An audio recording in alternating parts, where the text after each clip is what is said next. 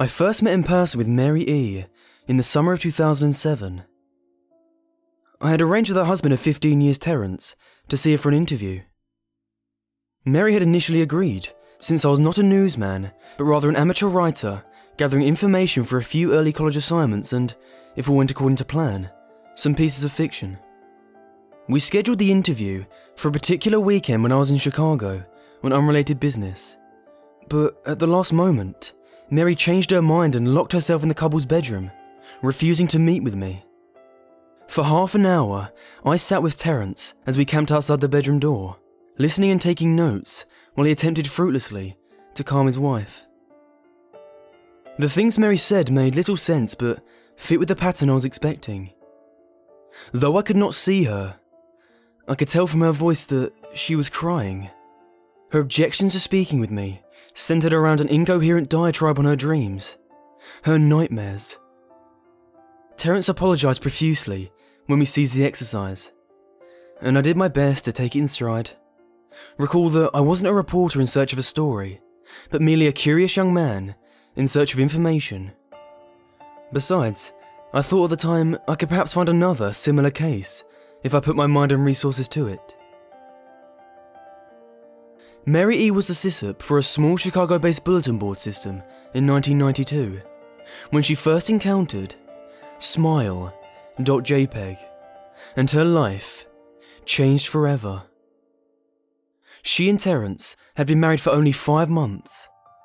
Mary was one of the estimated 400 people who saw the image when it was posted as a hyperlink on the BBS, though she is the only one who has spoken openly about the experience.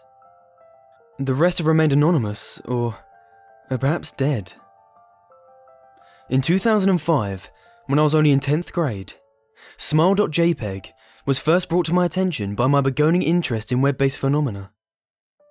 Mary was the most often cited victim of what is sometimes referred to as Smile.Dog, the being Smile.jpg is reputed to display. What caught my interest, other than the obvious macabre elements of the cyber legend and my passivity towards such things, was the sheer lack of information, usually to the point that people don't believe it even exists other than as a rumour or hoax. It is unique because, though the entire phenomenon centres around a picture file, that file is nowhere to be found on the internet.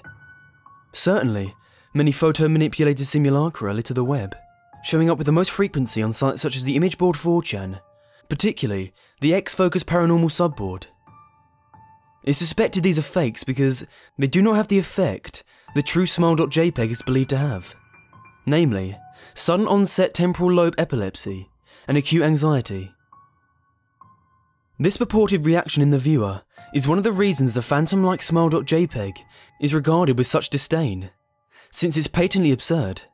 Though, depending on whom you ask, the reluctance to acknowledge Smile.jpg's existence might be just as much out of fear as it is disbelief.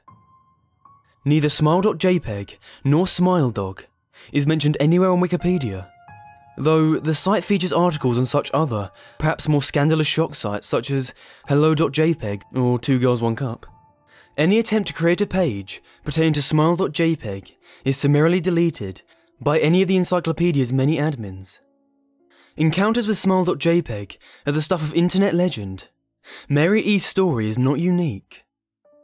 There are unverified rumours of Smile.jpg showing up in the early days of Usenet, and even one persistent tale that in 2002, a hacker flooded the forums of humour and satire website Something Awful with a deluge of Smile.Dog pictures, rendering almost half the forum's users, at the time, epileptic.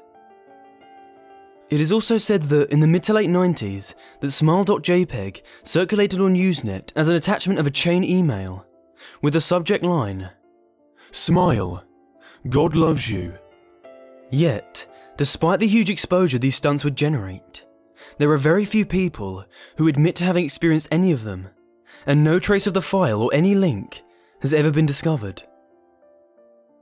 Those who claim to have seen Smile.jpg often weakly joke that they were far too busy to save a copy of the picture to their hard drive. However, all alleged victims offer the same description of the photo: a dog-like creature often described as appearing similar to a Siberian husky, illuminated by the flash of the camera, sits in a dim room, the only background detail that is visible being a human hand extending from the darkness near the left side of the frame. The hand is empty, but described as beckoning.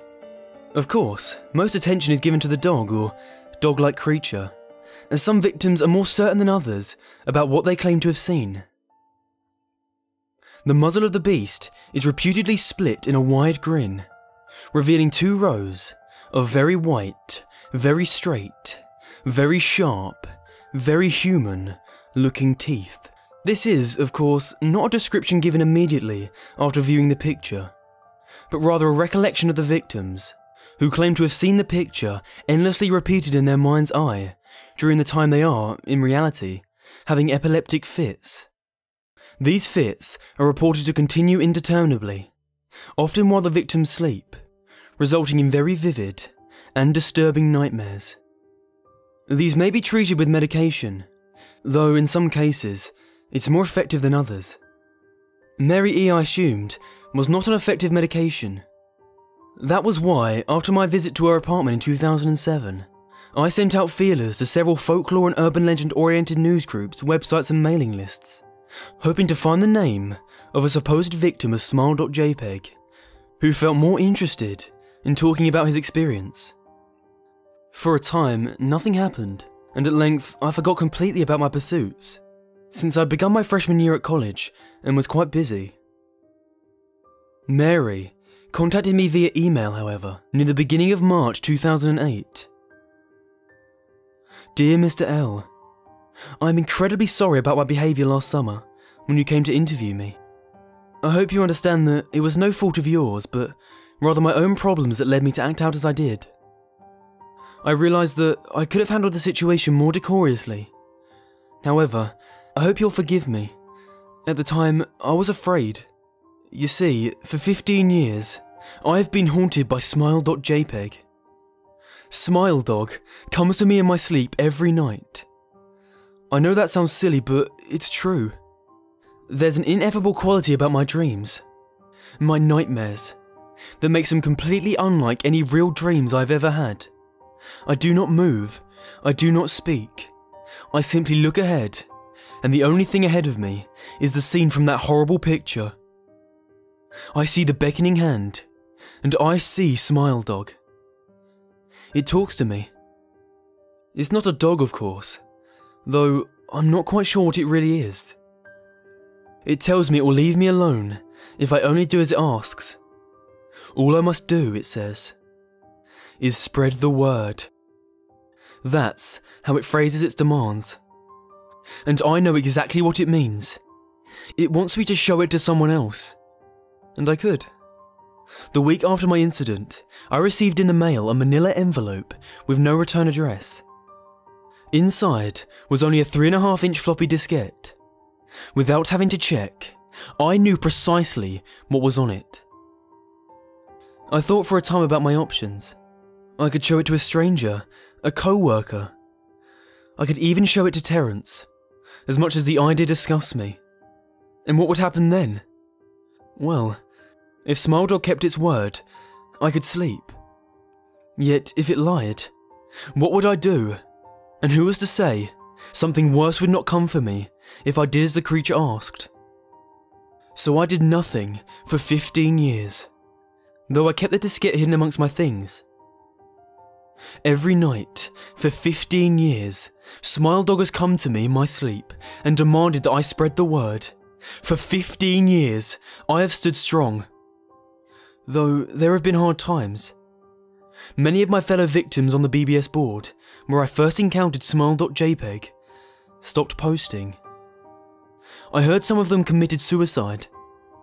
Others remained completely silent, simply disappearing off the face of the web. They are the ones I worry about the most. I sincerely hope you will forgive me, Mr. L. But last summer, when you contacted me and my husband about the interview, I was near the breaking point. I decided I was going to give you the floppy diskette. I didn't care if Smile.Dog was lying or not. I wanted it to end. You were a stranger, someone I had no connection with. and I thought I would not feel sorrow when you took the diskette as part of your research and sealed your fate. Before you arrived, I realised what I was doing. I was plotting to ruin your life. I couldn't stand the thought, and in fact I still can't. I am ashamed, Mr. L, and I hope that this warning will dissuade you from any further investigation of Smile.jpg. You may in time encounter someone who is, if not weaker than I, then wholly more depraved, someone who will not hesitate to follow Smile.Dog's orders. Stop while you're still whole. Sincerely, Mary E. Terence contacted me later that month with the news that his wife had killed herself. While cleaning up the various things she'd left behind, closing email accounts and the like, he happened upon the above message. He was a man in shambles. He wept as he told me to listen to his wife's advice. He'd found the diskette, he revealed and burned it until it was nothing left but a stinking pile of blackened plastic. However, the part that most disturbed him was how the diskette had hissed as it melted.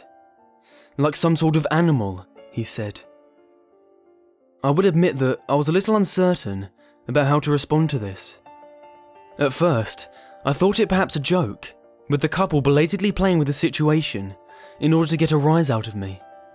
A quick check of several Chicago newspapers' online obituaries, however, proved that Mary E. was indeed dead. There was, of course, no mention of suicide in the article. I decided that, for a time at least, I would not pursue the subject of Smile.jpg, especially since I had finals coming up at the end of May. But the world has odd ways of testing us. Almost a full year after I'd returned from my disastrous interview with Mary E., I received another email. Hello. I found your email address through a mailing list. Your profile said you're interested in Smile.Dog. I have saw it. It is not as bad as everyone says. I have sent it to you here. Just spreading the word. The final line chilled me to the bone. According to my email client, there was one file attachment called, naturally, Smile.jpg. I considered downloading it for some time. It was most likely a fake, I imagined. And even if it wasn't, I was never wholly convinced of Smile.jpg's peculiar powers. Mary E's account had shaken me, yes, but she was probably mentally unbalanced anyway. After all, how could a simple image do what Smile.jpg was said to accomplish? What sort of creature was it that could break one's mind with only the power of the eye? And, if such things were patently absurd, then why did the legend exist at all? If I downloaded the image, if I looked at it, and if Mary turned out to be correct, if Smile.Dog came to me in my dreams demanding I spread the word, what would I do? Would I live my life as Mary had, fighting against the urge to give in until I died? Or would I simply spread the word, eager to be put to rest? And, if I chose the latter route, how could I do it? Whom would I burden in turn? If I went through with my earlier intentions to write a short article about Smile.jpg, I decided I could attach it as evidence, and anyone who reads the article, anyone who took interest, would be affected. And even assuming the Smile.jpg attached to the email was genuine, would I be cowardly enough to save myself in that manner? Could I spread the word? Yes. Yes, I could.